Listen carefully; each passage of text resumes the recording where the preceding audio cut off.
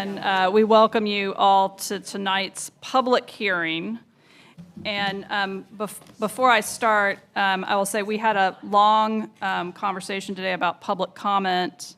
We are not going to be discussing anything further tonight, but I just wanted to say that we may recheck in on that in 2 weeks. So, and that would be the proposal that we voted on today that took it from, on the second Tuesday, from 3 hours to 2 hours. So just putting that public notice out there so that folks can come weigh in on that. Again, no guarantee where that goes, but we will likely revisit that in 2 weeks. So putting that notice. All right, so then starting with the public hearings, we have the street closing STC 06-2024, and we have Amanda Jones from Transportation to speak to it. Good evening, Madam Mayor and council members. My name is Amanda Jones with Transportation. I'll be giving you the first 2 presentations this evening. The first one we have today is Rocky Branch Creek Drive.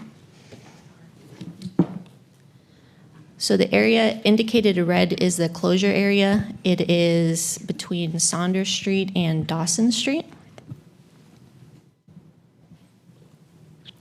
So this closure area is approximately 7,000 square feet that was dedicated with Phase 1 of Park City South. Park City South is 10.1 acres of land within the triangular-shaped area, bounded by South Saunders Street to the west, South Dawson Street to the east, and Western Boulevard to the north. So the master plan for Park City South has now been amended to relocate that street within Phase 2 of Park City South, and that street will connect Saunders to Dawson. There would need to be a water easement retained upon this closure if approved, and the closure does align with policy T2.7 of the 2030 Comprehensive Plan. And lastly, this is a page from that amended master plan. This is a different orientation than what you saw earlier. So you have Saunders Street to the north and Dawson Street to the south of the page. The new street location is to the left of the screen, and like I said before, it will be connecting Dawson to Saunders, and it indicated in red is where Rocky Branch Creek Drive currently is today. And that was my presentation. All right, questions for Ms. Jones? Councilor Patton.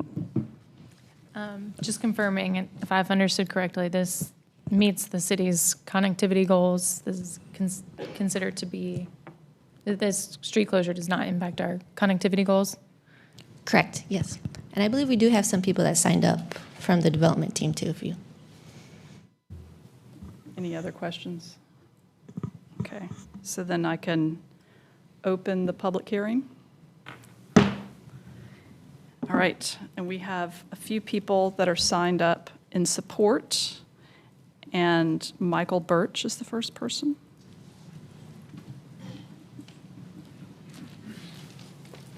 Good evening, Madam Mayor, members of council. Worth Mills here on behalf of the applicant, filling in for Michael Birch this evening. This street closure was kind of always part of the plan for Park City South. As mentioned, with the removal of this small section of right-of-way, Phase 2 of Park City South is providing that connection between South Dawson and South Saunders to make sure that folks can get from one to the other once both phases are built. But happy to answer any other questions that you might have this evening. Right. Questions? All right. Thank you so much. Next speaker is Jennifer Ashton. I'll just note that I'm covering for all three today. Okay, all right. And there is no opposition signed up, so I can close the hearing. Yes. I move to adopt the resolution ordering the closing and the related actions. Second. Okay, any further discussion? If not, all in favor of the motion, aye. Aye. All opposed, nay. Right, and it passes. Thank you. Next item, we have another street closing, which is a portion of Common Oaks Drive right-of-way, STC 07-2024. So here we have the area indicated in red is to the north of Common Oaks Drive. You can see Capitol Boulevard is to the east of here. It is a very small unimproved bulb out. So this closure area is approximately 1,545 square feet. ASR 28-2021 has been approved for a 61-unit senior living facility at this location, and development would be making improvements along Common Oaks Drive. Common Oaks Drive is an Avenue 2-lane divided street type, and this closure area is in excess right-of-way. And this closure does align with our policy T 2.7 of the 2030 Comprehensive Plan. And here is the site plan of that senior living facility. The area indicated in yellow would be where the closure area is located. Okay, questions for Ms. Jones? All righty. So we will open the hearing, and we have 4 speakers signed up in support of this. I will call up Pamela Porter. Good evening, Madam Mayor, members of council. Pam Porter with TMTLA Associates. I'm here with the owner and developer of the site, as well as a civil engineer, and those are the other 3 people that signed up to speak, and we're all available for questions. All right. Thank you. Thank you. Next, we had Marcos Vidal. I'm covering from them unless you have questions. Okay. Just so they don't all have Okay. to walk up All to right. the podium. Okay. Thanks. Any questions? No. All right. There is no one signed up in opposition, so we'll close the public hearing on this. Move to adopt the resolution of street closure. Okay. Any further discussion? If not, all in favor of the motion, aye. Aye. All opposed, nay. Motion, the ayes have it. Thank you. And then next we have Ms. Reckow to talk about the rezoning Z0424 on 5009 Lewisburg Road. Yeah, good evening. Hannah Reckow, Planning and Development. So this request and the following item are for the same property. So we're going to provide a joint presentation with all the information up front before you proceed with the 2 separate hearings. I'll start with the rezoning, Z424. So the site is 5009 Lewisburg Road. It's a little over 20 acres in size, currently zoned R10. The request is to rezone to residential mixed use, 7 stories, conditional use. So the context of the site here, you can see it's largely undeveloped, mainly residential of a variety of housing types and scales in the surrounding area. This green line is a planned but not built greenway corridor. Some views of the site from Lewisburg Road. And here's a summary of the proposed conditions. There are 7. They cover some prohibited land uses, restrictions on the total number of residential units, which are capped at 700, building height limitations, so within the requested 7-story district, they're limiting themselves to 6 stories and 90 feet. Requirement for a 25-foot protective yard along Lewisburg Road, a condition requiring a portion of the units to be established as affordable. Condition 6 is a commitment to the development agreement work. And then the final condition is to construct a fence along the northern and eastern property boundaries. So I won't go into too much detail about the development agreement. You'll get that info in a moment. But at a very, very high level, it is for construction of a multi-use path on the site, and it specifies the timing of that and kind of the cost share between the city and the applicant. And again, very high level, this is the proposed alignment of that. This is the southern part of the property. So existing versus proposed zoning, it's currently zoned with a residential district, requesting a mixed-use district. The small amount of office and non-residential land use permitted in RX is really only permitted at the corner of 2 public streets, so that's subject to there being a new public street. And then the maximum number of residential units is increasing quite a bit and is capped by that proposed condition. On the future land use map, this site is designated medium-scale residential. The requested district is taller than that designation envisions. The requested district is more in line with the higher-scale residential category, so it is inconsistent with the future land use map. And then on the urban form map, Lewisburg Road is designated parkway corridor, so that would like to see a parkway frontage or otherwise landscaping along the street frontage. It does not include a frontage. It does include a condition requiring a landscaped area of 25 feet in depth. For comparison, the parkway frontage would require one of 50 feet in depth along with other requirements. So the request is inconsistent with the urban form designation. But it is consistent overall with the comprehensive plan. Policies that it is consistent with, you can see here, touch on a number of topics, including policies regarding the greenway system. Inconsistent policies, these first two are really touching on the height, taller than the future land use map recommends, also taller than the surrounding development currently. And then the last policy is noting that not all fire response time standards are currently met for the site. So as I mentioned, the request is more in line with the higher scale residential designation. So if approved, the amendment to the future land use map would be to that designation. And the Planning Commission voted unanimously to recommend approval. You can see their finding here. And with that, I will pass it along to Ken Bowers to talk through the development agreement.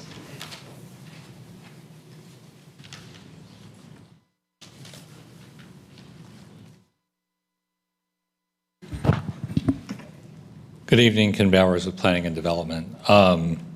Before I go through this quick slideshow, just 3 quick points. I think this is the first time that staff and the city have negotiated a development agreement to run concurrently with the rezoning case.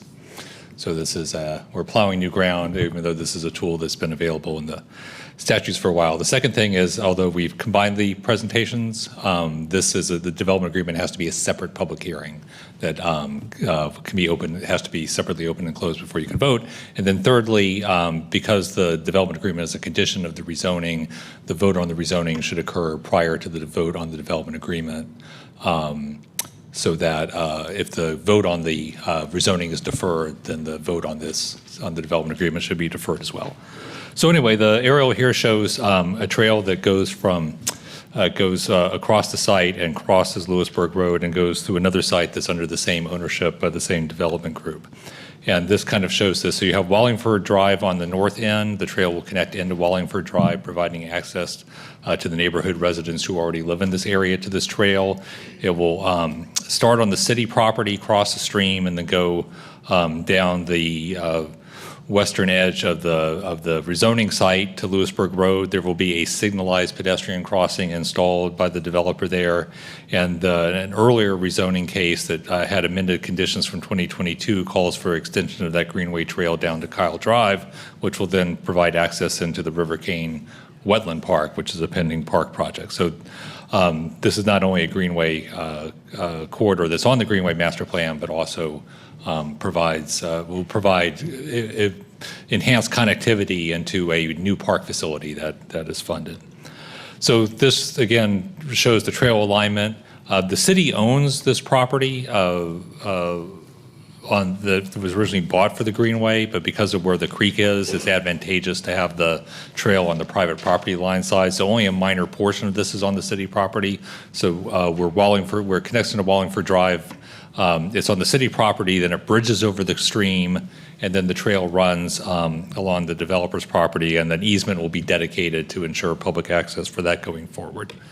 This is a diagram of the signalized intersection, and the development team has coordinated with NCDOT to gain their approval for this concept.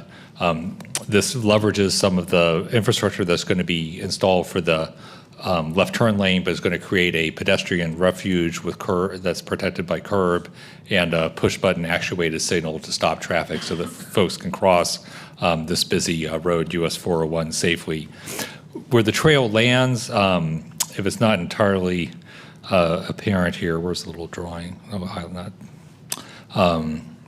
Right here is a little section of private lot that the city will probably need some coordination to bring that sidewalk up to the developer's property on the south side. From that point onward, it'll be the developer's responsibility to construct the rest of the trail. So the basic terms of the agreement are that the developer will design, permit, and construct the Greenway Trail, which will include the pedestrian crossing on Lewisburg Road. They will contribute 50% of the cost towards that effort, and the trail must be complete and to the city's satisfaction before the 50th certificate of occupancy is issued out of this proposed 700-unit development. The city responsibilities are to make the city property available for the trail connection to Wallingford, which includes any agreements for right of access during the construction period, acquire any property interest needed to complete the trail along that southern side of Lewisburg Road, and then reimburse the developer for 50% of the cost of the trail. The action, again, when you're ready for a vote, is that if you find the terms of the agreement appropriate, you would approve the agreement authorizing the appropriate city official to execute the agreement within the approval of the agreement, subject to the council's approval of the rezoning case. And I'm available for any questions. Counselor Silver. Ken, just a question. It didn't mention who's going to maintain the trail. Is that I know there's going to be an easement, but just clarify who's going to maintain the trail. The city. The city will take ownership and maintenance of the trail upon completion. Any other questions for Mr. Bowers? Along with that, if the city is going to maintain, are there any costs that have been discussed as to what that maintenance is going to look like moving forward for us? It's not a term of the development agreement. It would be the cost of any addition to the Greenway system. I don't know if anyone from Parks wants to elaborate on that. There will be, obviously, as we expand the system, the maintenance costs of the systems do go up somewhat, but that's part and parcel of expanding the park system along with the expansion of the city's population. And that comes straight from our general fund, right? That's where those costs come from? Yes. Okay, thank you. Okay, well, I'll go ahead and open the hearing for the rezoning. And that is for Z0424, and we had 2 people signed up in support, Matthew Carpenter.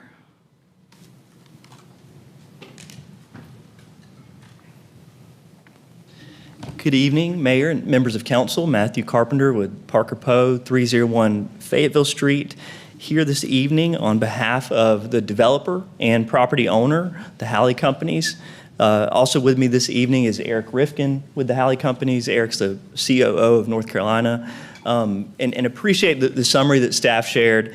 I'll get into the details in a moment, but this, the general overview of this case is that it's a rezoning and development agreement for market rate and affordable apartment units and the construction of greenway infrastructure under the development agreement. So the location of this site is really what led to the partnership with the city here. You can see our site is just on the north side of Lewisburg Road. It's 21 acres outlined in red on your screen. The city-owned Greenway property is just to the left of our site. And it's around 13 acres. As staff mentioned, it's mostly floodplain, and so it's a very wet area. And then if you move south of there is another project that Halley's undertaking. That's the 5,000 Lewisburg Road rezoning. That's another apartment site. That rezoning was approved in 2023, and that property is in site plan review now. And similar to this project, that property included 3.5% of units as affordable and greenway construction. So we're really seeking to mimic that here and to extend the greenway corridor across both sites. And then to the south of the 5,000 site, there's also the Kyle Drive property, which the city's owned for some time, and I know there are longer-term park plans there. And so the idea is to connect the greenway through this area that benefits the residents here and the city overall through expanding connectivity. The current zoning here is R10, which does permit multifamily, but it only allows buildings up to 3 stories. And so what we're requesting is RX7, We're not asking for 7 stories. The condition's limited to 6. The reason for the district is that I think the next lowest district is 5. And so we had to request that RX7 designation. And we are asking for additional density, and our hope through crafting the conditions and working through the development agreement with staff is that this rezoning offers a better alternative to developing the site by right. Even if it includes more density, it includes those public benefits, the affordable housing component, and the greenway construction. And so there are 7 conditions, as staff mentioned. The first 3 address density, height, and the streetscape. The 25-foot planted streetscape buffer, that is to speak to the Parkway corridor designation. As staff mentioned, that recommends a 50-foot buffer. But what we've seen in reviewing this Lewisburg Road corridor is that buffer, the 50-foot buffer along Lewisburg Road has largely not been maintained. And so what we're proposing in lieu of that is a 25-foot streetscape buffer that still mimics the intent of the Parkway corridor designation. As you drive down Lewisburg Road, you see trees on both sides of the road, but gives us a little more design flexibility with the site layout at site plan. And so that's the reason behind the 25-foot streetscape buffer. That's the same condition that was also included in the 5,000 Lewisburg Road case. And so the buffer on this site will also match the buffer on the south side of Lewisburg Road. The affordable housing condition commits to 3.5% of units at 80% AMI for a period of 30 years. And so those will be essentially workforce housing units. They'll be owned and developed by and managed by the developer. So this isn't a situation where they're turning over maintenance to the city or responsibility to vet potential tenants. It'll all be done by the developer. The period, the affordability period when we initially filed was 10 years. And then when we went to Planning Commission, we had a discussion at Planning Commission about extending that to 30 years because of the UDO rules. We couldn't do that live in the Planning Commission meeting, and unfortunately we can't do that tonight either, but we have, practically speaking, committed to 30 years. And so what I'll ask of you, I'll get through the rest of my presentation, but ultimately we'd like to defer this case, keep the public hearing open to February 18th so that we can submit the revised conditions with the 30-year affordability period. And then the next condition is for a fence adjacent to the neighborhood transition yard. This condition came directly from our neighborhood meetings. So when we heard from folks that live to the north and the east here, right up along the property line, they were really concerned about residents cutting through and walking through their neighborhood. You can see that it's sort of faint, but there's no platted buffer on those lots. And so the neighborhood transition yard and the UDO has some optionality where you can widen the buffer and not do a fence, or you can narrow the buffer and do a fence. And so with this condition, we'll have a fence, regardless of the buffer width, to hopefully provide some separation for those existing homeowners. Ken did a great job at explaining the development agreement. But we really are appreciative of staff and their willingness to work through the process with us, and specifically the Urban Projects Group, which played a big role in helping us get the development agreement done. But it's for over 1,300 linear feet of greenway trail, so it's a really long trail. As Ken mentioned, it's shown across the city-owned property, but because that site has so much floodplain, the developer's view, and the city's for that matter, is that it'll be easier to build if we can push it out of the floodplain onto our site. And there are also efficiencies to be gained by the developer doing it when they're grading the overall site. And so you saw the cost breakdown. It's roughly 50-50. The estimated cost of the trail are around $1 million. A lot of that is mitigation and the bridge for the stream crossing, just on the left of your screen. And so that will be a big lift. And then, like I said, it's a long trail. A big part of the our feasibility analysis on this was the Lewisburg Road crossing. We specifically did a TIA concurrently with our rezoning to ensure that NCDOT would allow a stop-controlled crossing at Lewisburg.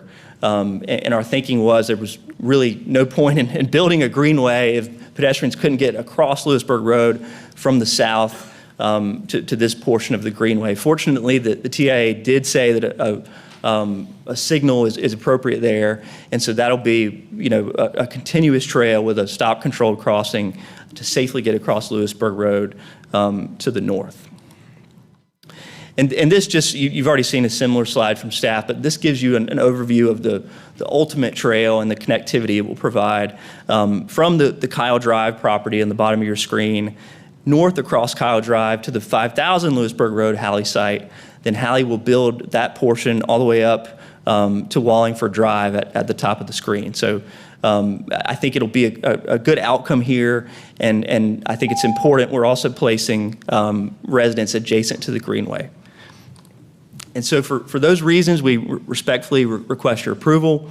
Again, we do request that you defer action to February 18th to allow us to change the affordability term in the interim. So thank you. Thank you. Right, and I assume, Mr. Rifkin, you're just... Yes, ceding your time to him. And we had no one signed up for the opposition, so I will close the public hearing on the rezoning case. We will take no action this evening, correct? We have to make a motion to hold it open. Okay. Yeah, so I'd Excuse me, Madam Mayor, I just want to clarify a point of process for you. By closing the public hearing, you are starting a 30-day clock Okay. that limits how long they can modify the case. Okay.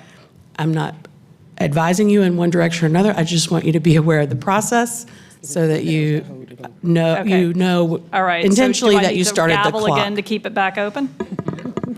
I got to say, the Tell me what to gaveling, the do. hearing open and close is a new. All right, we are now back open in the public hearing on CO 424.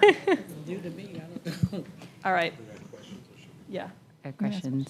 I have a question. If Parks could come down, and then do we have solid waste services here in the building? Okay, so I'll just, I know it can't be answered today, but I definitely want to just uplift my thoughts. As I was listening, I just kept hearing our council retreat and the discussion we had about, and that's annexation and growth, but I definitely want to keep that involved as we're talking about adding 700 units and a greenway. Do you know what the costs are for ongoing maintenance of such a large addition to a greenway, just ballpark, what that would add to? I do not, because that will come in many forms. If it's boardwalk, it's one cost. If it's concrete, another cost. So we could bring that back to you. Having 120 miles of it, we certainly have the data to produce it, but I couldn't produce it right now. Yeah, sure. I'd love to know that. And then since this is a rezoning request, I'm not sure when do you have an anticipation of when that would be requested through the budgeting process to be included in our general fund moving forward? It will all be based on the triggers of what's in the zoning case for when they have to finish and build the greenway. Then we would then put that into the city's budget. So it won't necessarily be hitting now. It could be years from now. That's correct. Okay. Yes, Okay. and what we can do for future projects like this, we can put those impacts into the staff report. Oh, I would love that. Sure. And it's as we were talking about having a well-rounded conversation about costs, starting new parks, new greenways, they're fun, it's beautiful, but if I don't have the ongoing maintenance and we don't have that conversation here at the table to make sure we're having that, then I feel like we're doing ourselves a disservice, in the future, our future selves a disservice. So I would appreciate that, and thank you.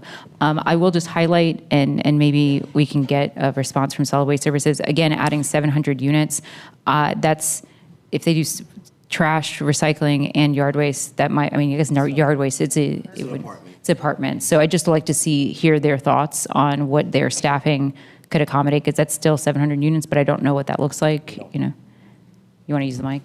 We don't service the apartments. They would go through their own vendor to do That's the why they're apartment. not on here. Cool. So they Awesome. wouldn't probably have a number for you. So they won't come through us. That's their own, their private services. Correct. Cool. All right, thank you. Then never mind.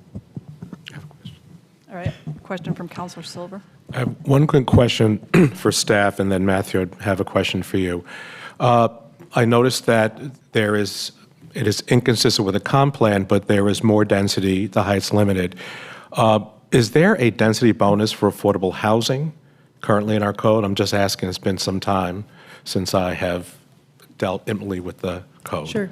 Yeah, there's two, one in the transit overlay district and the other in the frequent transit development option. Neither are an in option this for this case, right. development. Yeah. And then Matthew, a question for you. So I'm just looking at, there's an affordability built into this. You want to continue a hearing to extend it from 10 to 20 years. So was this part of 10 the to approach? 30. From 10 to 30 years. Was this part of the approach of a mix of just market rate and affordable? Was that the concept coming in?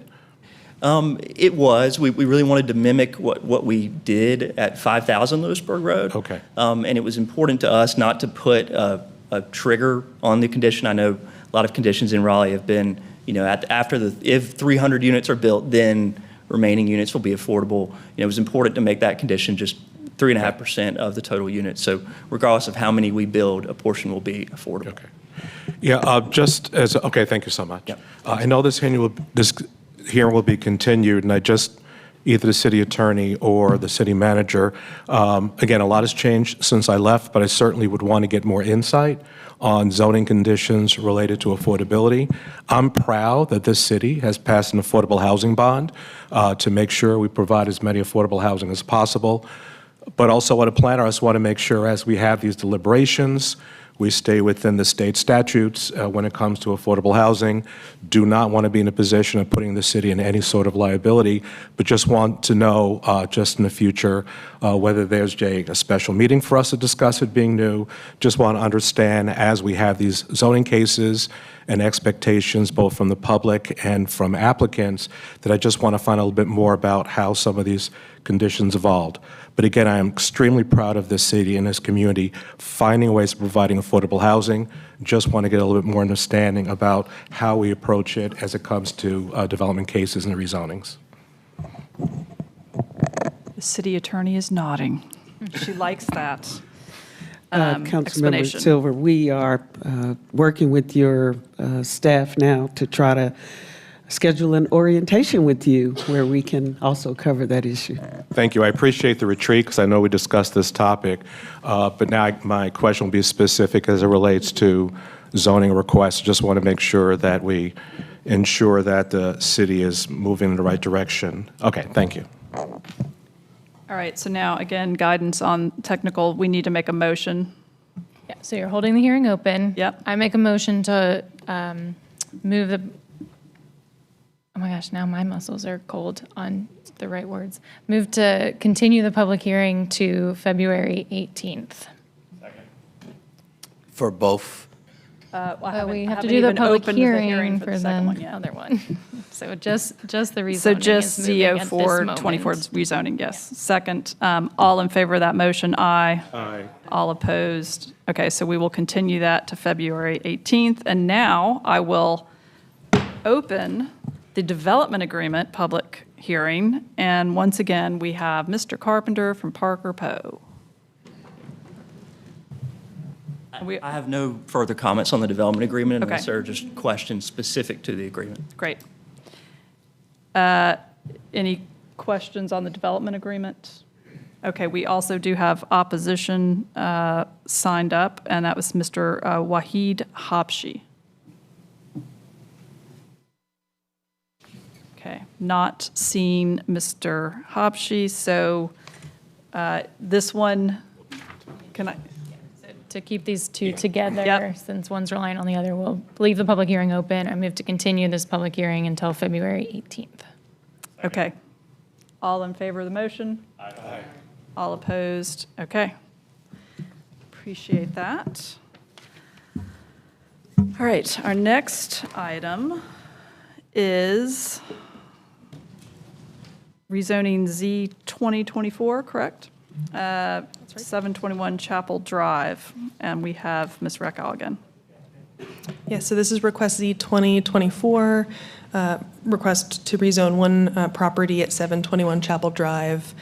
It's a little less than 1 acre in size, currently zoned R10, requesting RX3 urban limited conditional use. There's also a special residential parking overlay district that is being requested to remain. So context, this is in southwest Raleigh. Chapel Drive is off of Avon Ferry Road. This site backs up to NC State Centennial Campus. You can See, there's a mix of residential and institutional uses in this area. Some views of the site from Chapel Drive. This is a view head-on of the parcel. The proposed conditions include a limitation on the number of residential units, so no more than 60 dwelling units, affordable housing condition, and a third condition that would provide tenants with an additional, rather extended notice at the end of their lease for demolition of the existing building. So existing versus proposed, really having mainly an increase in residential entitlement, no real change given the size of the site, not really an opportunity to build a new street here. So non-residential land uses would likely not be permitted. The site is designated office and residential mixed use on the future land use map. Requested district is consistent with that designation. And the site is also within a frequent transit area, which would recommend urban frontage. The urban limited that's requested is in line with that. And the request is consistent overall with the comprehensive plan. Some consistent policies here, focusing on the proximity to existing transit and student-oriented housing and general housing variety. And then the only inconsistent policy is response time standards. So the fire response times are not currently met at the site. And then the Planning Commission recommended unanimously for approval of the request. You can see their finding here. Happy to answer any of the questions you have. Okay, questions for Ms. Reckow? Yep. I apologize if you said this. This is located in the FTDO? This is in a frequent transit area, yeah. Okay, so they could use the FTDO to get a density bonus that would provide 20% affordability after the 12th unit? That's right. Is that right? Yeah. Okay. Yeah, that's the one. Okay, but they have opted not to utilize that tool. Correct. Okay, thank you. All right. No other questions. I can open the public hearing for 721 Chapel Drive, and we have Isabel Maddox to speak in support.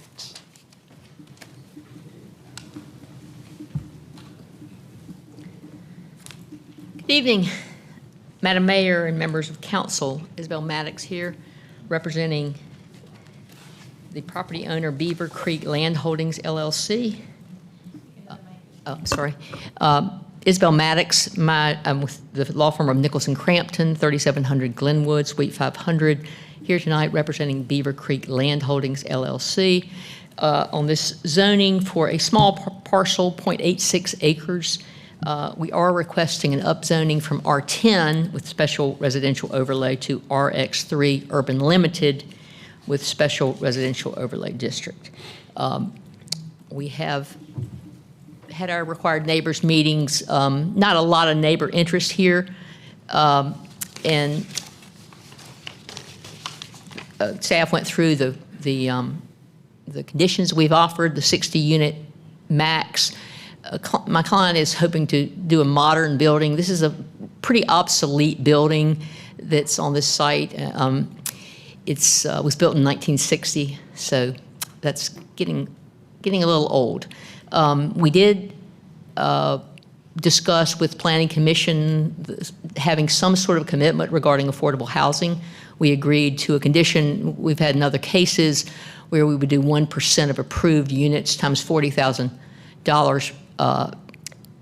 In discussions with Councilmember Patton, she was asking whether that was rounded up or down, and I said, well, actually, staff served up some language which we used, which said round to the nearest 100th, but we have agreed, we did agree we will change that to rounded up to the nearest whole number. So in this case, it'll be 1 unit. Also agreed to provide notice to the existing tenants so they have time to relocate. To give you some context, in red you see Centennial Campus, and in the tiny little yellow dot right here you see this site. So it's very small, but right in the kind of corner The street dead ends at the Tammy Lynn Center, and so there's not going to be a lot of interplay between the apartments and this. But there are apartments there now. There's just going to be more after this development process occurs. Again, this shows a little bit better the site vis-a-vis Centennial and the Tammy Lynn. And the whole street of Chappelle or Chapel, I'm not sure the proper way to pronounce it, honestly. I've heard many different ways, is mostly multifamily housing in that area. And this is just an opportunity to upgrade the level of housing because it's pretty obsolete. Again, that's just showing you existing zoning. And we think there are some benefits to approving this case. You know, it's close to Centennial Campus. The target market for the tenants would be graduate students, professionals who work on Centennial Campus, and faculty. It is in a frequent transit area, but we did not elect to use that option. It's a choice that the property owner made. I feel like we can choose that or not, and we chose not to use that. We chose instead to rezone. It is consistent with the comprehensive plan. It's consistent with the future land use map. It's also consistent with the urban form map, and it was unanimously recommended by the Planning Commission. So we, like the prior case, we are willing to go make that one change, which is a very small change, and come back in 2 weeks, if that's the will of the council. And, you know, just as a side note, I've had a conversation with Councilmember Harrison about, can't we do something about that little dead period between Planning Commission and Council? Because often it's, you know, a month, sometimes even 2 months. And, you know, just to make a little tweak, it would seem like it would make sense to allow that. And so I had a brief conversation with Bynum out in the hall about, you know, let's try to work on that. So that's just a thought. Anyway, but we're willing to come back in 2 weeks. My clients agreed to make that change to the condition, and we actually served up a draft of that to staff today. So thank you for hearing our case, and if you have any questions, I'm happy to answer those. All right. Questions for Ms. Maddox? Question. Of your current 11 units, how many are currently occupied? I believe they're all occupied. I think there are 8, actually 8 units. There's 8 units, okay. Yeah. What's the time frame in which the applicant's looking to? You know, I don't know that precisely. I don't think anybody ever knows that, but I'm guessing that they would start working on plans this calendar year, but I don't think the construction would start till probably at least a year out. So it's probably ballpark 3 years before this is, you know, complete project. And you mentioned, my last question, you mentioned the new product would focus on graduate students. What is this current product, those current residents, what's their demographics? I can't tell you. I think it's probably undergraduates, but I really don't know. Okay. Right, Councilor Harrison. Yeah, Isabel, could you tell me more about the conversation at Planning Commission about the use of the FTGO versus not? I know in the past we've seen some,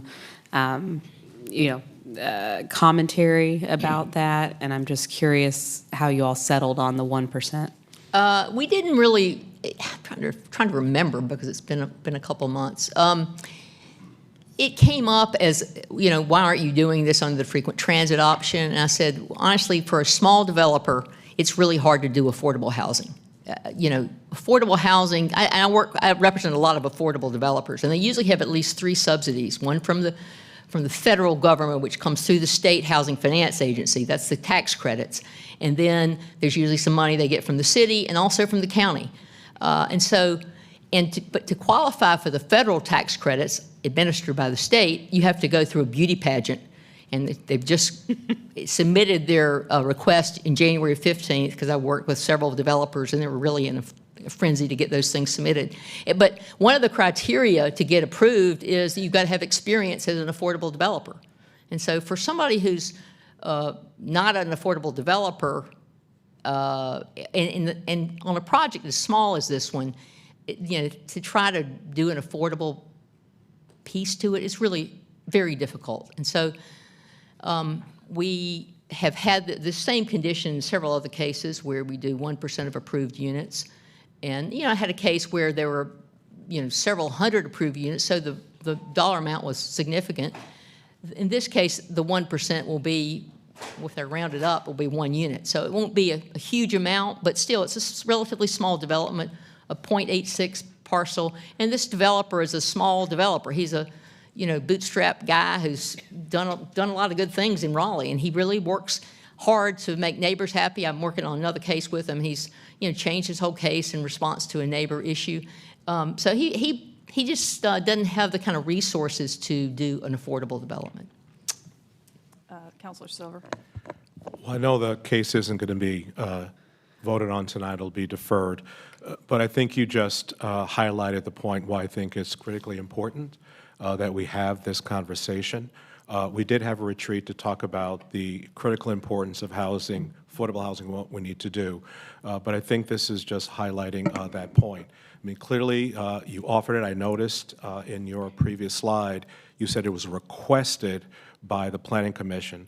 And so, again, I don't know, a city manager and city attorney, if we have this conversation, it may be beneficial to have the Plan Commission involved in that as well, since they do take a look at it. But, I don't really have any questions, but I do look forward to this coming back. And I'm pleased by looking at the target audience that is going to be market rate for people who really cannot afford more expensive units. So I'm assuming with a small developer looking at grad students and faculty or even undergrad students, I'm sure is going to be reasonably priced so that that place can be occupied. Yeah. And I do think even though we're not doing affordable housing per se, the addition of units in Raleigh has an indirect effect of creating affordable housing, because it's the more housing units you have, it changes the level of other housing. So. Okay. Yes. Yeah, another question, Isabel, about the current 8 units that are occupied, and perhaps this is for staff. There is a question in the backup materials about whether this is naturally occurring affordable housing, so just the rental rates that are currently there. And I'm sorry I didn't get a chance to ask you about this before, but do you have a sense of what those rates are? I think that question came up, and I believe my client said it's about $800 per bedroom. And so I think these are probably 2-bedroom units. I'm not positive about that. But so I think it's $800 per bedroom is what I recall. Okay. I wonder if staff, could you speak to how we define whether we have NOAA on site? Because we have asked or looked at some support for tenants, for certain properties, and I know that has come up.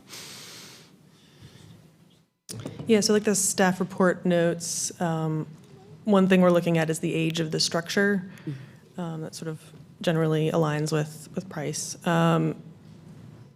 There has been the Triangle J Council of Governments now, blanking on their name now. Central Pines. Central Pines, thank you.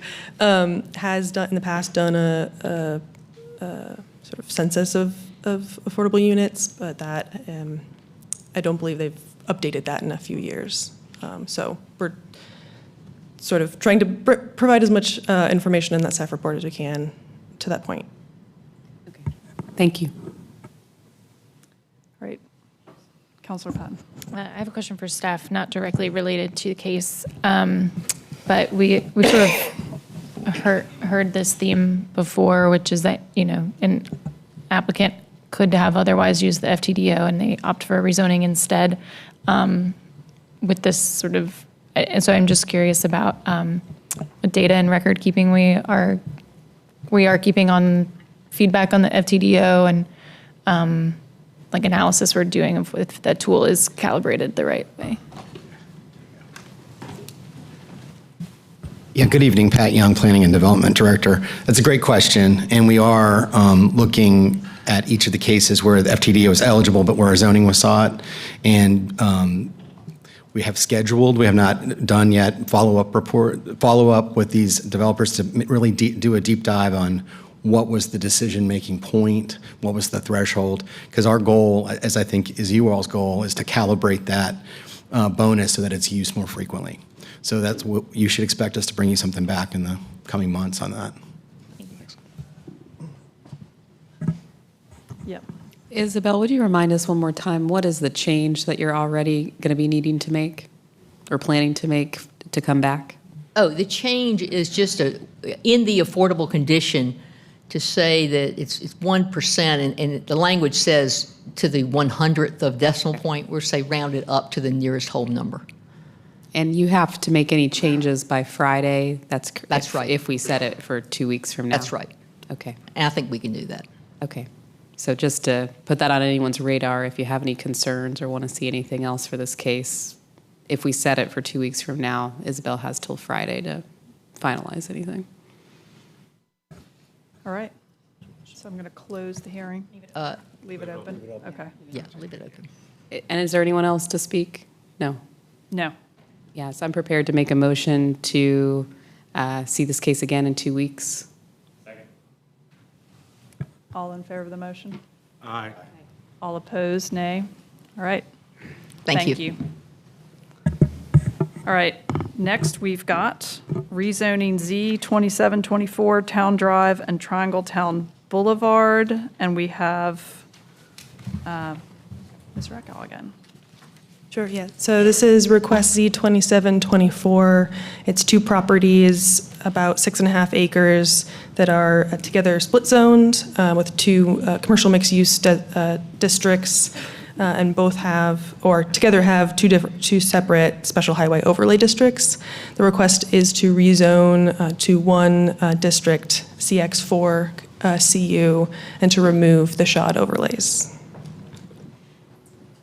So aerial view of the site, you can see this is just south of I-540, a mix of commercial and residential area that's kind of building out. The site is one of a few sites in this area that's undeveloped currently. Some views of the site from Triangle Town Boulevard and Town Drive. There's just two proposed conditions, one prohibiting detention center, jail, and prison, and one committing to some additional tree conservation area. So the underlying requirement is for 10% of the site to be made TCA, and this condition would require 13% of the site. So existing versus proposed here, maintaining the same base district, going from split zone site to just one district, and then not a lot of change in non-residential entitlement, and an increase in residential units, and I think that's really about the removal of the existing conditions on the site. Future land use map designates this site as community mixed use. Requested CX4 CU is consistent with that designation. And then this site is in a city growth center and on to urban thoroughfares. Those last designations would recommend a frontage. There's no frontage included, so it is inconsistent with the urban form map. But it is consistent overall with the comprehensive plan. Consistent policies you can see here. This is really touching on the mix of uses that are permitted, mainly. And then inconsistent policies, these first two are really about the lack of a frontage and sort of urban form considerations. And then again, this one also has a response time standards as inconsistent. Planning Commission recommends approval unanimously. You can see their findings here, and I'm happy to answer any questions you have. Questions for Ms. Reckow? All right, seeing none, I can open the public hearing for Z 2724, and we have Molly Stewart speaking in support.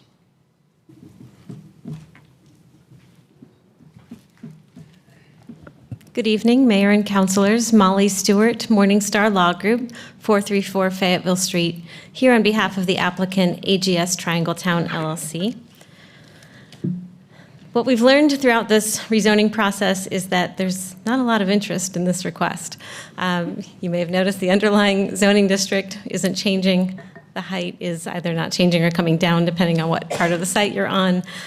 So it doesn't get a lot of attention. For that reason, I will limit my comments tonight and only briefly describe why we're here at all. And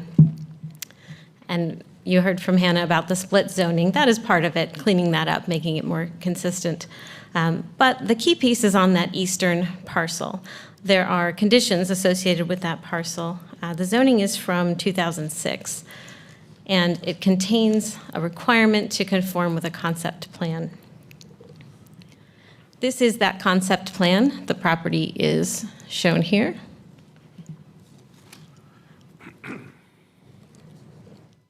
To zoom in on that southwestern corner, here's what that concept plan shows. You see office and retail and civic uses on that corner. This is that corner today. These are the Piedmont apartments that took the place of all of that. So this concept plan, although applicable to this site, has fallen apart. It is no longer a coherent plan that is being applied to this property. So to zoom in on the site itself, that eastern property shows a retail building, and the proposal, already in for site plan when this issue was caught, is for a hotel. We didn't feel that next to the Walmart and close to the mall there was much need for retail on this site, and therefore are looking for the hotel use, and that is what's driving this rezoning. I do have slides with me if there is interest in diving into that frontage issue. I know that the Planning Commission was satisfied on that one, but happy to discuss if there are questions. Thank you. All right. Do we have any questions for Ms. Stewart? No interest here either. Thank you. All right. With that, I will close the hearing. Yeah, well, you can always count on me to be interested in a case in my district, and I think I might have been the only one at the neighborhood meeting. But the thing that was a matter of comfort to me is that there was this special highway overlay district, which I have learned through this case is not intended for tree preservation, but sort of right-of-way preservation for future expansions of 540, but has a knock-on effect of preserving a lot of trees in the meantime. And so appreciation to our staff for kind of running this through the zoning machine and figuring out how much tree save there would be in the current state, and that 13% that you see in the conditions is the same amount. So we'll be saving the same amount of trees as if no change was made. So with all of that, I am at comfort with this case, and so I move to adopt the proposed consistency statement dated February 4th, 2025, contained in the agenda materials, and to approve the zoning amendment with the adoption and effective dates described in the agenda item under recommended action. Second. All in favor of the motion, aye. Aye. All opposed, nay. Great. Okay, we also have rezoning text change to zoning conditions TCZ 3024, which is the Crabtree Village PD. And we have Ms. Reckalgan. Yes, this is TCZ 3024. This is a request to amend an existing PD, the Crabtree Village PD, specifically as pertains to a portion of the site. So to situate us, this is just south of the Crabtree Valley Mall. The full PD district is this area here. You can see phase 1 has already been built. And the request is to amend the PD as pertains to the undeveloped site. So aside from the mall, a mix of uses, different scales of residential in this area. Some views from the site. I think the most notable thing here is the topography on that undeveloped parcel. This angled view shows it well too, some really steep slopes at that corner. It's really kind of this pad here that's lends itself to development easily. So the Crabtree Village PD was originally adopted in 2012. The phase 1 was developed a few years after that. Since then, there's been 2 separate amendments to the PD through this process. So this would change various components of the remaining entitlement. This would be the 3rd iteration in that. Some highlights of the phase 2, which is this site. A mix of entitlement across uses, up to 232 dwelling units, 60,000 square feet of retail, 250,000 square feet of office and or 230 hotel rooms. And then building height is regulated not in stories in the PD, but just a maximum of 200 feet overall. So the changes touch on a number of sections, which I'll summarize here. First is residential buildings. So there's currently age restriction requirement that would be removed. I would also add the townhouse building type to the allowable building types. There's some amendments to portions pertaining to retaining walls that would allow some additional flexibility in construction and location. And then there's removal of vehicle and bicycle parking minimums that were included originally. And then there's a general recommendation statement about when parking structures, what scenarios parking structures are recommended. It would remove a portion that refers specifically to higher density residential. And so it recommends parking structures for residential, sort of regardless of scale. And then there is an amendment to require a second access point specifically off of Homewood Banks Drive. So it still require a second access point, but it could be located elsewhere. And then finally, there's some updates to the FEMA floodplain references to include the latest information. So this site is designated regional mixed use and public parks and open space. The amended PD would still be consistent with that designation. And then this site is in a city growth center and then located, there's urban thoroughfare and transit emphasis corridor designations on the adjacent streets. Those are wanting a frontage or otherwise to bring buildings closer to the street. Obviously, with the topography, that poses a challenge, but the sort of absence of that requirement is still inconsistent with the urban form map. The request is consistent overall with the comprehensive plan. Here are some consistent policies. These are touching on the mix of uses that would continue to be permitted, housing variety, and the sort of similarity between the entitlement and the surrounding area. Inconsistent policies would be the frontage issue again, and then an area-specific policy that wants to see hillsides maintained and development done in line with the existing topography, and the PD would continue to allow retaining walls that could be counter to that policy. And here is the Planning Commission recommendation. It was for approval, and I'm happy to answer any questions you have. Great. Questions? Yep, Councilor Jones. I wanted to ask about the is there tree conservation on this site that is in there?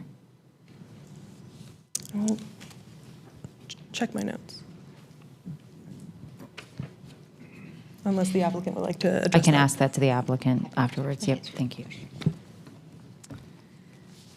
All right, so I will open the public hearing on this, and we have Ms. Isabel Maddox speaking. Thank you, and hello again.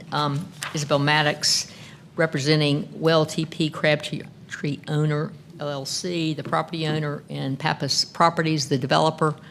Here tonight with me are Tom Barker and Will Reed of Pappas Properties, and Amber Mason, from Withers and Ravenel, who can speak to engineering issues. In response to your question, Council Member Jones, yes, there is tree conservation. Interestingly, I've been working on this property since 2012. It's a great property, but I think what was envisioned initially just hasn't kind of come to fruition. But at that time, there are four lots involved in this PD, and one of those lots is what we call let me just go to that area. This big lot all here is what we call the open space lot. And so at the get-go, we said that'll be where the tree conservation is, that's where the stormwater is, that's where the open space is. So yes, none of that's changing in terms of the quantity of trees, et cetera. Just to go through my little presentation. with the master plan, PD, you have a site plan attached to that, and the code does not give you much latitude. If you want to change your plan, there's very small changes you can make with staff approval, but other than that, you have to come back for a rezoning, which is why we've come back a couple of times when the site plan has changed. And, site plans change because of market conditions, et cetera, and that's what's happened here. So we're also we have the new site plan, which we're proposing tonight to go along with the zoning. We also have an ASR in process with the city staff. So the hope is that these get approved at approximately the same time. The zoning has to go first for official approval, but we do think the ASR is very close to being approved. So we hope we can get approval of this tonight if possible. And there were several changes pointed out by staff in the staff report that are being made here. And there was no age requirement in the prior case. There was just a possibility that might be done in the prior case, that might be age-targeted apartments. That's not the goal here anymore, but there was no requirement of age targeting. And similarly on parking and bike parking, we took out some minimums because, there's no city minimum on parking now, but we replaced it on bike parking with the code minimum. So that really we didn't get rid of bike parking.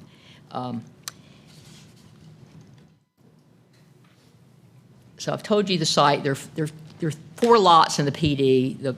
The first one is the existing Mark apartments, and those were developed in 2012 to 14, opened in, I think, 13 or 14. And those were developed by Pappas. They're not owned by Pappas any longer. And then there's the open space lot out here, and then there's lots 2 and 3. These 2 lots right here is what we're really talking about tonight, the development of these two properties.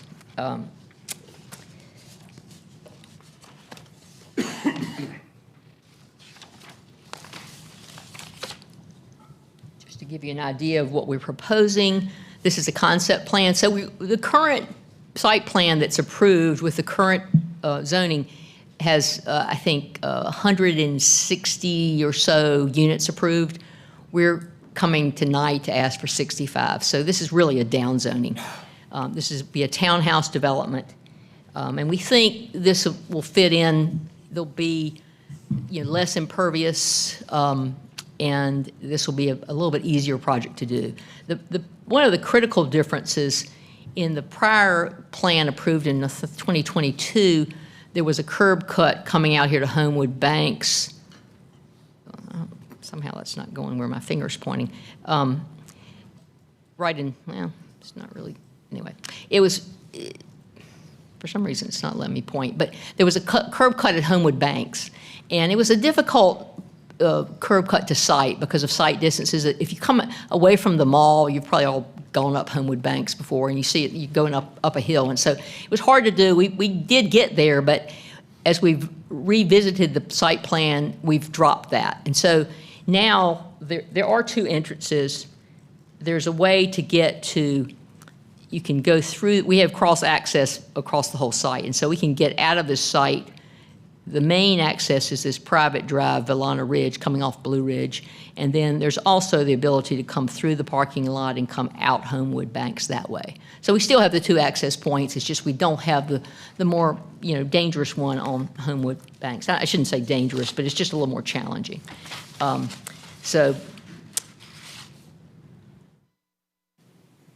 Interestingly, the current plan that's approved, it does have all that entitlement that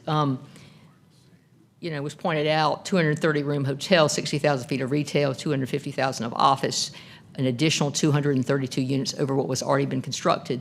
And so we go from 162 on the current approved plan to 65 is what we're proposing in the case before you tonight. So it is a significantly reduced intensity. As far as stormwater goes, the stormwater facility that was constructed in 2012 or 13 would accommodate all that impervious, all that development, and we're doing much less than that. So the stormwater facilities will be ample for this use.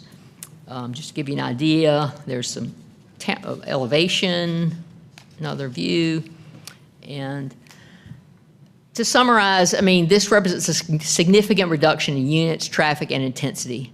When we did the original plan, we had a TIA, which showed a lot of traffic, and it was all accommodated, but the traffic count will be way down with this development. Are consistent with the comp plan and the future land use. We are not consistent with the urban format because the topo challenges make it really difficult to get close to the street.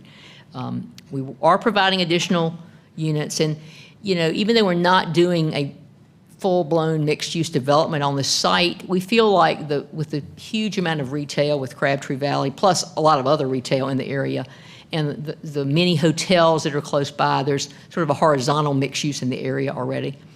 We did receive unanimous recommendation by Planning Commission, and happy to answer any questions that y'all might have. All right, questions, Councilor Jones? Thank you. We spoke back in January, so I forgot what we had talked about. Now I remember. Now I'm seeing it. I remember. I did want to also highlight that when in our discussions, I did bring up stormwater because this area floods on the regular. But I have spoken with stormwater staff, and they are comfortable and confident that all those regulations will follow the current codes. Because my fear was that it was done so long ago. I was like, are they following older codes? But it's not. So I just wanted you to know that I did my due diligence, and they're comfortable with the case as well. So I wanted to let you know. It has a significant amount of capacity there. So I've talked with our engineer today, and she said, this is what's there is so far more than what would be required if we built it today in terms of the size, and there's no concern about flooding. Right. Thank you so much. Councilor Silver. Isabel, thank you for the presentation. Just had a question, because I know previous cases had a limit on the retaining wall height. It looks like with the development, you're basically going to cut the top of the hill. What's that retaining wall? Do you know what the height is going to be once you kind of level off the top of the site? We're going to have terraced walls, and I'm going to call Amber Mason up here to tell you. I think the heights are 10? You answer the question. Yes, good evening. Introduce yourself. Yeah, my name's Amber Mason, like Isabel said. I'm with Withers Ravenel, the civil engineer on the project. So the retaining walls vary across the site. And like Isabel mentioned, we are terracing them. I know that sketch didn't show up. That is what has been included in our ASR. So specifically for those closest to the right-of-way that are visible, we have a 10-foot height max that we've kind of that we're required to have in certain areas and that we have elected to do in others. So we have tiered walls there. If you're looking at all three walls, it's anywhere from 30 to 45-ish, depending on where you're looking. Total counting the terrace walls. Yes, exactly. Not continuous, yes. Right, not continuous, Okay. yes. We are terracing it anywhere that's visible from the right-of-way. There's some area that's adjacent to the TCA that's not visible where we're not terracing, but anywhere that's visible, we are terracing. So just to recap, it'll be terraced versus Yes. having a shear. Yes. I'm very pleased to hear that. Isabel probably knows why, because I remember this case back from 2012. So I'm gratified and relieved to hear that it will be terraced.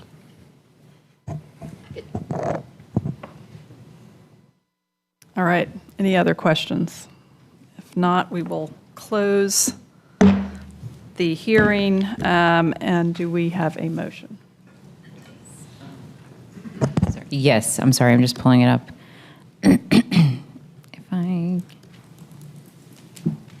Okay, I move to adopt the proposed consistency statement dated February 4th, 2025, contained in the agenda materials, and to approve the zoning amendment with the adoption and effective dates described in the agenda item under recommended action. This approval is also deemed an amendment to the future land use map to the extent described in the adopted consistency statement.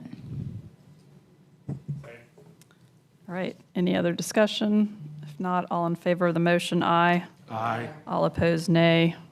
Thank you very much.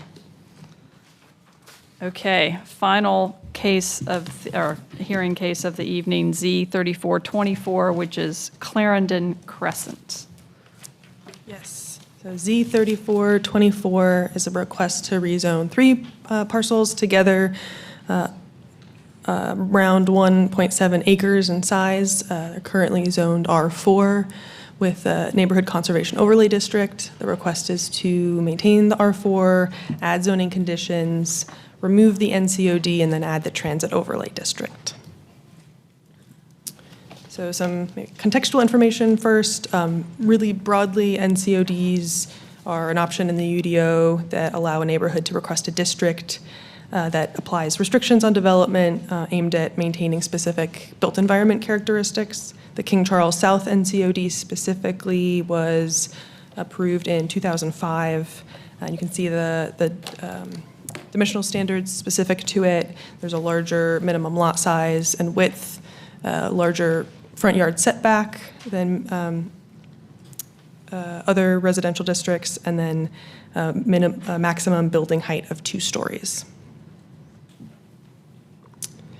The TOD in the area was applied as part of the station area planning process for the New Bern BRT corridor. It was a city-initiated rezoning. I'll note that that process allowed property owners to come forward and request to be included in that request, and one of the parcels in this request, the middle one where it says M06, was requested to be added. The council did not choose to add it to the request. And here's kind of a zoom out context of the zoning in the area specific along New Bern. You can see, it might be a little hard to see, but the subject site is located right there. So aerial context, this site is just south of Enloe High School, largely residential area. And if I move that, you can see some non-residential uses sort of on the southern side of the New Bern Avenue corridor. Some views from the site, and then a photo of each of the properties. You can see the detached house currently located on each. So the proposed conditions would prohibit boarding house and telecommunications tower. They would restrict residential entitlement to no more than 38 units and would limit building height to 3 stories. So otherwise, when a TOD is applied to a residential district, that allows building up to 4 stories. So, but with this condition, it would be limited to 3 stories. So existing versus proposed, you see the same base district, removing one overlay district, adding another, really not changing the types of uses. It's only residential would still be allowed, but an increase in entitlement overall. Want to give a little bit more context. This site is located in a frequent transit area, so they could use the FTDO. And that would open up an additional building type in instances where standards of FTDO do conflict with an NCOD. It is the NCOD that rules. And so just noting those asterisks by the townhouse building type, the minimum lot sizes and width make that really impossible to establish a conventional townhouse lot. And then under the proposed zoning and the TOD, that opens up kind of the full slate of residential building types. And then just one more kind of way to slice it, the estimated number of dwelling units across these options. There was also a question earlier, I believe, about the R10 district. So just showing under conventional development option, under the NCOD, limited to around 8 units. If one were to develop under the FTDO, additional units up to 38 approximately.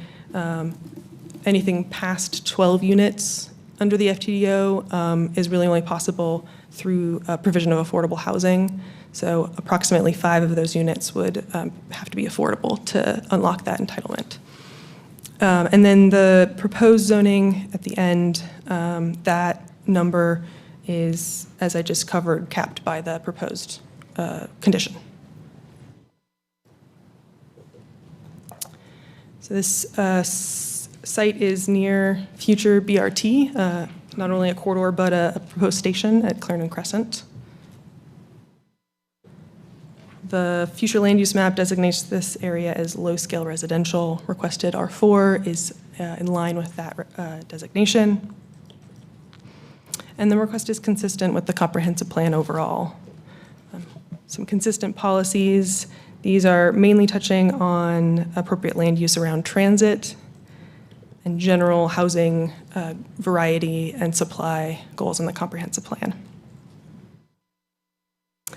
Inconsistent policies, the first and third one here are really pointing to the removal of an NCOD. Policy 8.12 specifically calls out NCODs as a way to manage and fill compatibility. And then, again, response time standards that a lot of these cases have. This is a finding from Planning Commission. They did vote unanimously to recommend approval. And that concludes my overview. Happy to answer any questions. All right, Councilor Silver. Yeah, I just want to make sure, the slide, you went through it quickly. There was a star. Are you saying that was physically where the bus rapid transit station stop would be? Yes, that's right. Okay. And that's both east and west? Yes. Okay. I believe so. Question? Yep.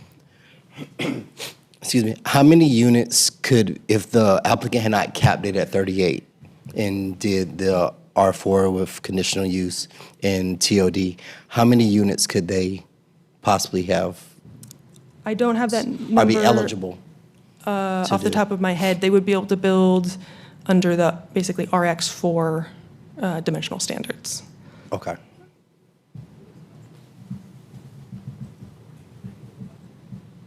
Around 43. 43, okay, thank you. Other questions? All right. Well, we will open the public hearing for Z3424, and we have Matt Tomasulu here.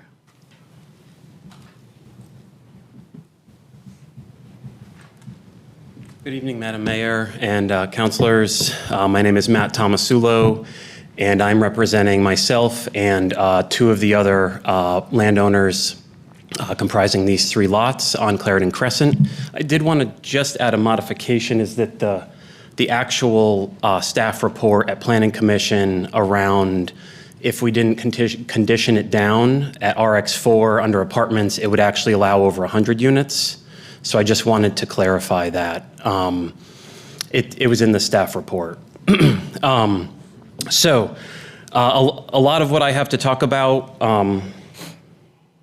was, do I click? Oh, okay. Sorry. A lot of what I have to talk about was already discussed, but here is the site surrounded by Enloe, across the street from some other single-family homes, and about 250 to 300 feet from one of the planned bus rapid transit stops. Also across is our beloved Alamo Draft House. The Women's Center is also across, the Wake County Women's Center, as well as some apartments. And then on the corner, here and here, are actually two daycare facilities. Another overview, it's 1.76 acres. We would be removing the NCOD and adding the TOD with conditions, limiting it to 3 stories down from 4, and those 38 units, which I'll say we don't expect to build 38, but it was what was permitted under the FTDO, which I will say I did clear with staff a diagram as well about that, and it would actually, we couldn't actually build one project if the NCOD stayed in place, because all 3 lots are non-conforming both on size and width. And so they would have to be developed as is. And so what we showed to staff was a 12 unit, a 12 unit, and a 14 unit. And the 14 unit would require 2 affordable units, or it would be 3 12 unit buildings. And I did, so it'd be 36 units without affordability. And then there'd have to be 2 affordable units, just to clarify that makeup. The 38 units with 5 affordable units we couldn't do, because that would mean it would all have to be on the same parcel, which we can't do with the NCOD. So it would have to be 3 separate site plan submittals, 3 separate projects, all with parking in the front, because the NCOD requires a setback to be 76 feet from the street, which I'll go through some of that. It is consistent with the future land use map and the comp plan. Planning Commission voted unanimously for it. And I believe it's delivering some much needed housing in an area that is very close to a lot of amenities. It would be pursuing a fee simple townhomes in a great location. This is a recap of the last 8 months. So our first, or last 6 months, our first neighborhood meeting, we came in with the same RX3 TOD, which council voted for along the New Bern corridor. We realized that that allowed for 5 stories. We were talking to an initial affordable housing developer. They said it was a great site. It rated 10 for those tax credits that were talked about earlier. But the 2 people who were there at the meeting said that that was too much, and I totally understood. So in the second neighborhood meeting, we dropped it to R10 with some conditions and the TOD, and we heard from the neighborhood that it was still too much. At the first Planning Commission meeting, Planning Commission wanted to hear more. They wanted to hear more about that FTDO density from staff. They wanted to hear about more communication and engagement with the neighbors. So actually, one of the neighbors was kind enough to let me know about the ECAC meeting, which was happening a few days later. It was the first meeting, and so I self-selected to go. I spent, I'd say, anywhere from maybe 40 to 60 minutes there, gave a pretty long presentation, had some really good conversations. There were people who were opposed. There were people there who were in support, and a lot of good questions were asked. Then went back to Planning Commission and limited it to the 3 stories and the 38 units which could be built, and they were unanimously voted for it. You saw the current zoning and that it's right at a bus rapid transit stop. This kind of shows Clarendon Crescent is actually a pretty wide street because Enlow's right there, and 2,500 kids go to school and leave school every day on this street. So if we were to do an initial development right now under FTDO or not, we would only have to probably pay a fee in lieu for 1 foot of sidewalk here.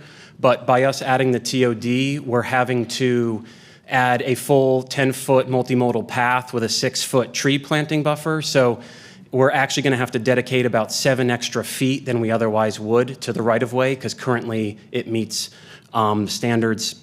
The other complicating factor here is that the site actually drops towards Enlow, and so the houses are 6 to 9 feet below the street, which really complicates kind of the existing conditions. The NCOD, because the lot widths and sizes are non-conforming, also the setback is non-conforming. So all these houses are non-conforming. And so the middle house, the whole reason I got into this was that the gentleman who was trying to renovate the middle house was in permitting and got denied because an addition that he was going to do was going against the 76-foot minimum setbacks. And the reason that these houses can't be further back is because the grade drops too much from the street, so they wouldn't have positive drainage. Also noting that folks who live in Longview Gardens really love Longview Gardens. It's a beautiful neighborhood. Just kind of noting that this is the original plan for Longview Gardens, and that these sites were not a part of it, most likely why they're not actually meeting the standards that were derived from the neighborhood. They were developed a couple decades later. This is the National Historic Register map showing that original neighborhood that was submitted a couple decades ago, and then showing that the site in question is not a part of that, and also showing all the red diamonds are what the city voted to remove from the NCOD just last fall.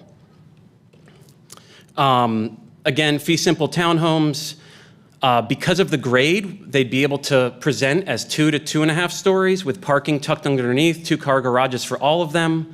That was a more traditional. This is a bit more modern. This highlights that right-of-way that we'd be investing in.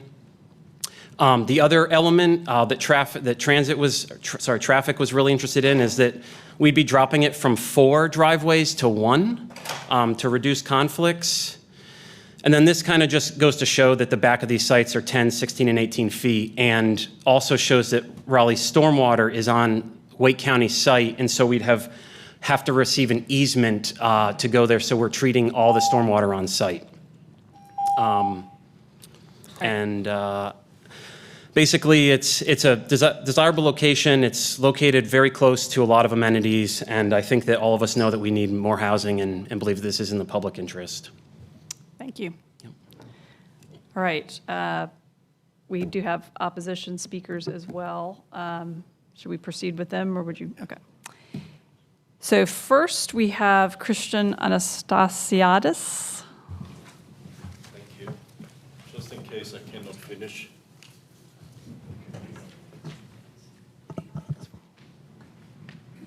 Yeah, so it's 8 minutes for everybody, and we have 3 Yes. speakers signed up. Thank Yep. you. How many more speakers?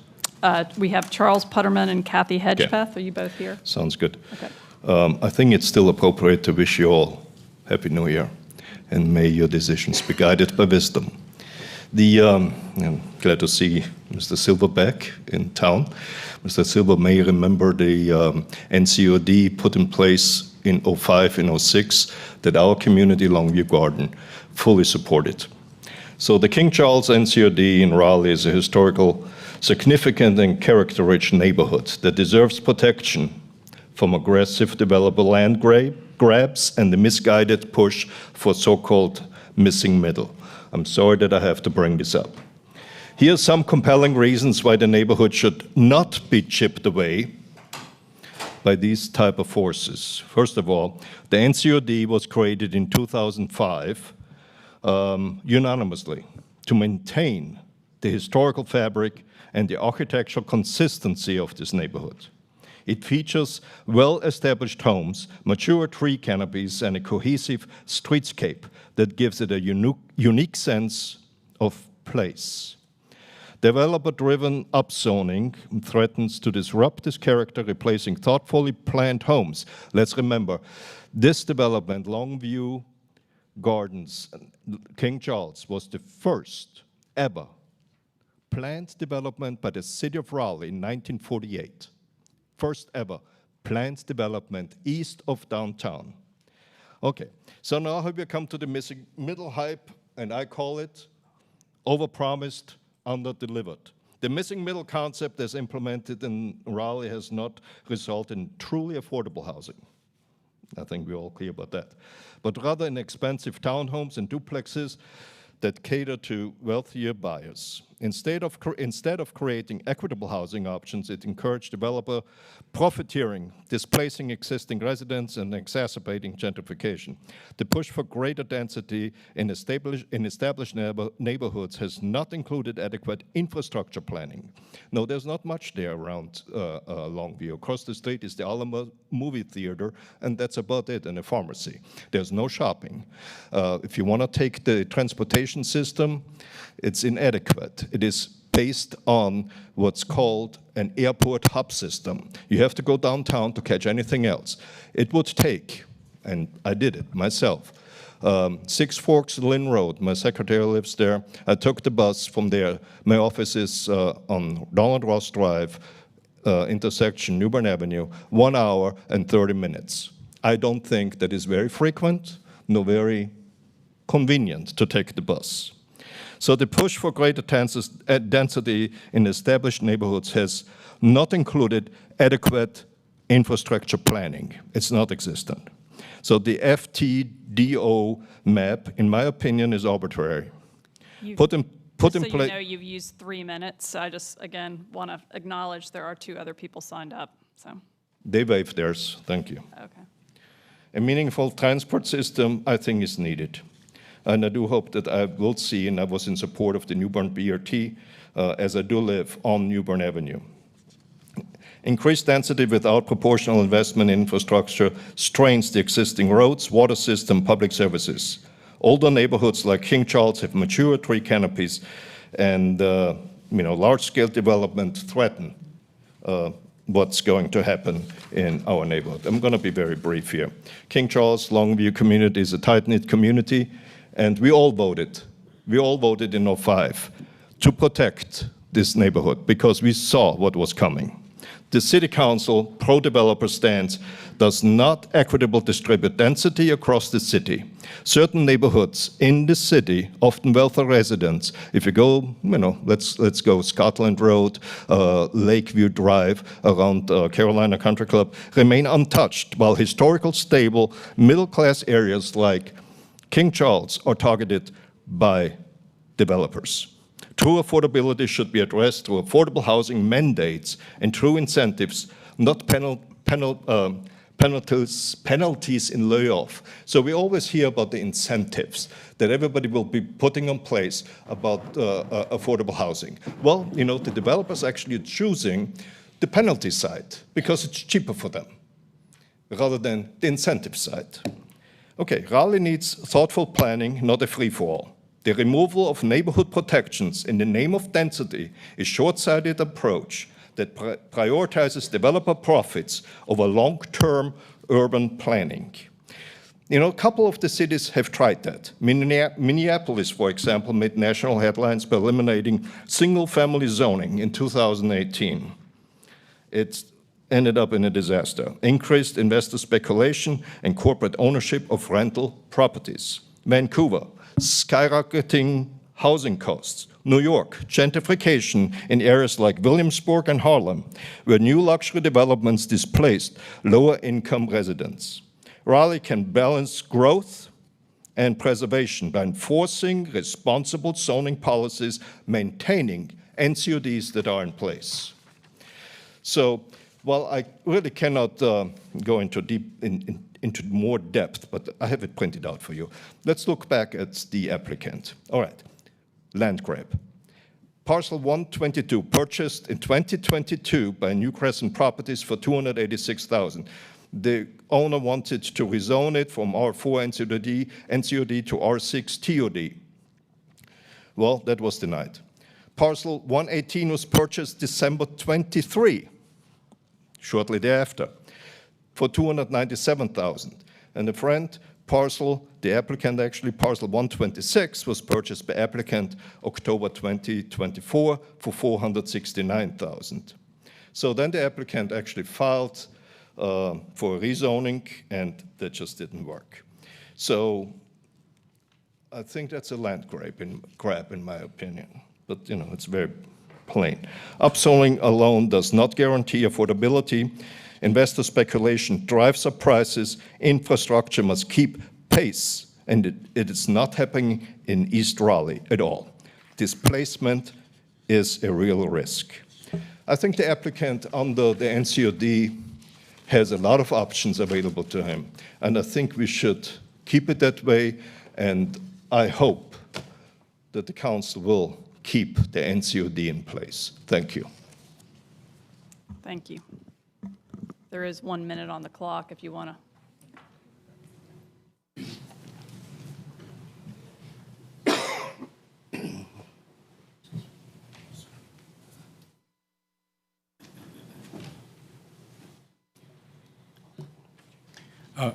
My name is Charles Putterman. I'm speaking in opposition to this. I was one of the homeowners who was involved in getting the NCOD in place. We worked very, very hard to get that. We had tremendous community support. Yes, the south side of New Bern Avenue has some commercial activities going on there. The north side does not. The two child care facilities are private homes. You can't even tell that they're child care facilities. Once you start invading the north side of New Bern Avenue with this type of project, there's no end. The next time somebody comes in, they look at it and they say, oh, well, you already have these townhouses here. We can just put more of them in. 2,500 students. We have a BRT station there. It serves those students. It serves their parents. We don't need another 38 units. I beg you to look at this site. The pictures are inadequate. Look at the site. It just doesn't fit that area. Thank you. Thank you. All right. Any questions during it, or I'll go ahead and close the hearing? It doesn't matter. Okay. Either way. I have a couple questions for staff first. you saw the conversation about the NCOD, and I guess there was a previous applicant who wanted to redevelop on their lot, and they were denied because of setbacks from what we were told. Based upon these lots, can they be redeveloped and still be compliant with the UDO with, I saw at least 2 units based upon the way it currently is owned? Under the NCOD? Under the NCOD. I would have to take a closer look at the site. That's fair. Yeah, if you could definitely look at that. And then also, my other question, just for verification, these 3 parcels are not in the Longview Garden designation? No, I believe they are. They are? Yeah. Okay. Where was I going? Oh. So just looking to address your first question, looking just at IMAPs, which is maybe not an exact survey level, but each of those lots is about 100 feet in width. So that is less than the minimum lot width. Okay, so the current lot sizes do not meet the current NCOD requirements? That's right, yeah. Is that clear? That's correct. Okay. I'll leave it for others. I have others, but I want to leave it for others to ask questions. Okay, Counselor Patton. Yeah. Maybe for you, but maybe for the applicant, the wanted to understand better the sidewalk and right-of-way improvements that will be required here because of the TOD. It'll be wider sidewalk and more trees, and that has to be put in on-site or fee in lieu.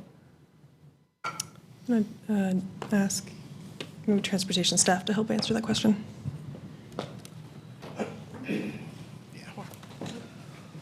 Pat Young, Planning and Development. I'll let my transportation colleagues speak to that if they'd like to, but the applicant's correct that by the TOD zoning would require significantly wider sidewalks, for example, and other streetscape amenities associated with the TOD. What is difficult to answer now is because there's existing development on these sites, whether the subsequent site plan that comes in to do this development would trigger those requirements. I can't answer that without a deeper analysis and knowing exactly what's being proposed on the site. Certain redevelopment is exempted from triggering those requirements. Certain redevelopment would trigger it, and so it would depend. So we could assess that further and bring that back if that's an important consideration. In broad terms, what kinds of developments get exempted? Yes, so those that have a roughly comparable footprint that don't significantly expand the impervious surface. There would be some increase in impervious surface under the densities the applicants proposed, but there, again, with what's called a Tier 1 site plan, it was put in place 6 or 7 years ago with the interest of encouraging redevelopment, right, and rather than having people invest in properties that really can't bear the cost of the significant new improvements.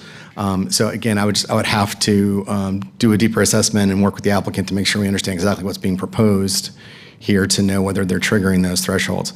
But the TOD does include those requirements if they're subsequently triggered at the site plan. Got it. Okay. Counselor Silver.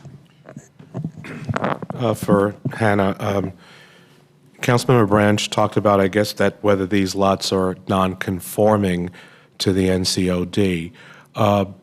Are they non-conforming also? It seems like it's non-conforming with the width.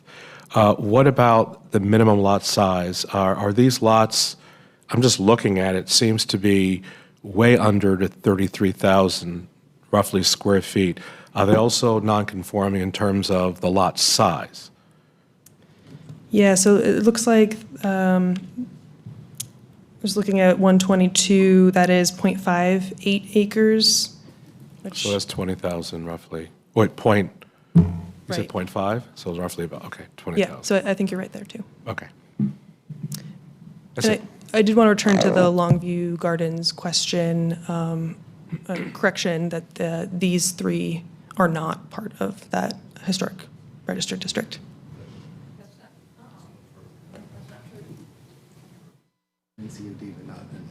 Yeah, so they're in the NCOD, but not in the registered district, historic registered. Any other questions? Not really a question. I know someone mentioned, seeing the site and these lots. Well, I know this area well, being a graduate of Enloe and the years I've spent over there, prior to ever being on council and everything. And also I know this community, and I know the diversity of the community, and I know how it has grown, how it has changed, and how it's evolved over the years. Change, I know, is hard, and it is difficult. But I also believe we have to make sure that we're not stuck in time. And for that, and at the appropriate time, I will make a motion to approve. Okay. All right, let me go ahead and close the hearing. Okay. Motion, yes. Yeah, I just wanted to mention, I do appreciate that neighbors are here from, I think, other areas of town as well.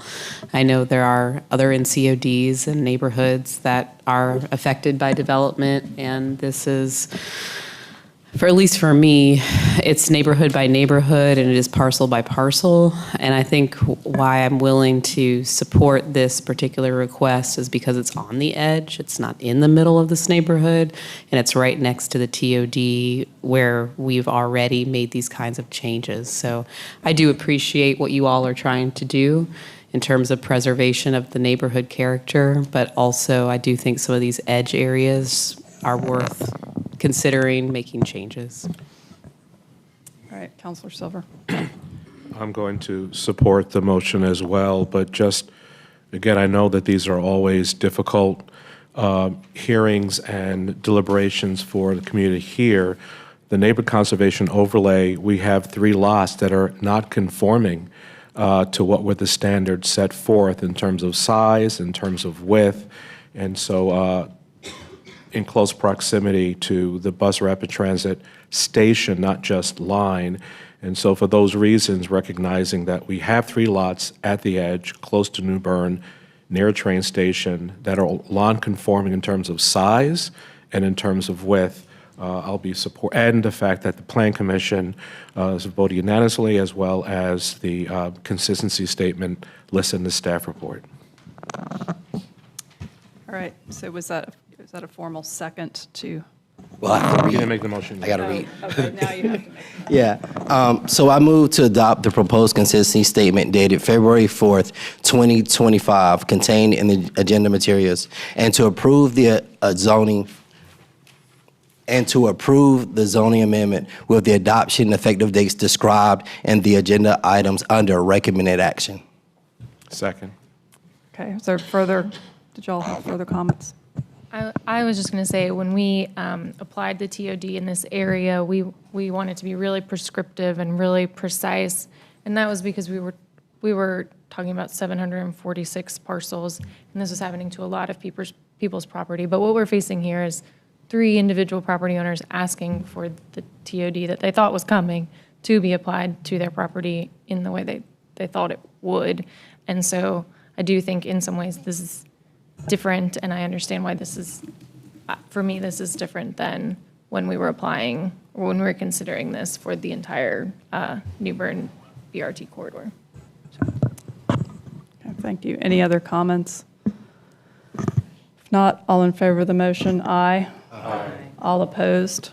So that's unanimous. All right. That is the last item, and the hearing is adjourned.